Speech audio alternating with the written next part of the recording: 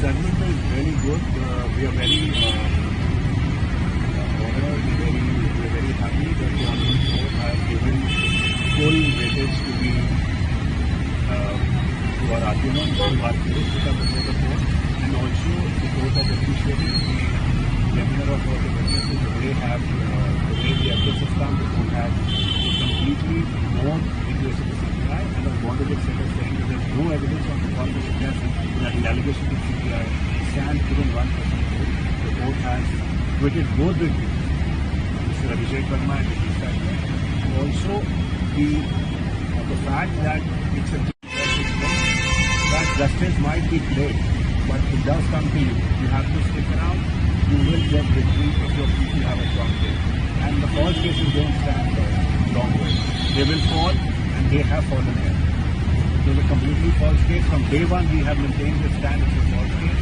There was no relation of Abhishek Verma and Jagdish Stagner with the ZT Chinese company for which the allegation was to take money and get their visa installed of the 360 employees. No such evidence came on record that even a single rupee was taken. No evidence came on record that there was a letter forged by them. No evidence came on record that they have communicated any such letter to anyone in the country or the world, or any officer, or any government employee, or any minister was given that letter. It was a completely bogus case, and the Honorable Court has acquitted, and we are obliged for that. So one last question: how this case came into existence if there was no evidence? There is a foreign witness whose name is C. Edmund Allen.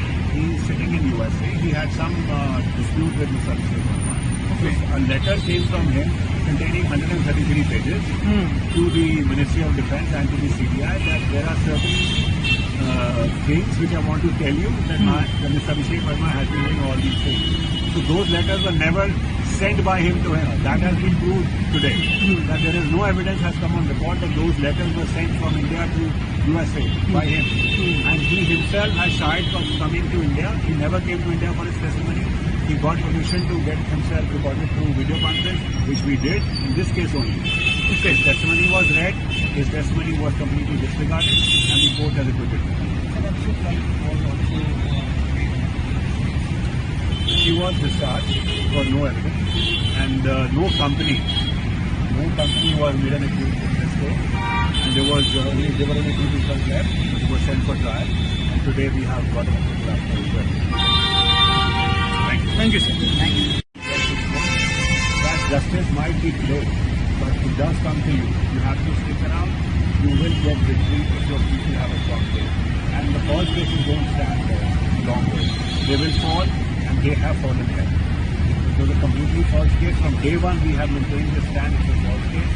There was no relation of Abhishek Verma and Jagdish Stagner with the ZT Chinese company for which the allegation was to take money and get their visa installed of the 360 employees.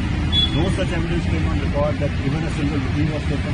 No evidence came on record that there was a letter forged by them. No evidence came on record that they have communicated any such letter to anyone in the country or the world, or any officer, or any government employee, or any minister was given that letter. It was a completely bogus case, and the Honorable Court has acquitted, and we are obliged for that. So one last question: how this case came into existence if there was no evidence? There is a foreign witness whose name is C. Edmund Allen. He is sitting in USA. He had some dispute with Mr. Abhishek Verma. Okay. A letter came from him containing 133 pages to the Ministry of Defence and to the CBI that there are certain things which I want to tell you that Mr. Abhishek Verma has been doing all these things. So those letters were never sent by him to him. That has been proved today. That there is no evidence has come on record that those letters were sent from India to USA by him. And he himself has shied from coming to India. He never came to India for his testimony. He got permission to get himself recorded through video conference, which we did in this case only. His testimony was read, his testimony was completely disregarded, and the court has acquitted him.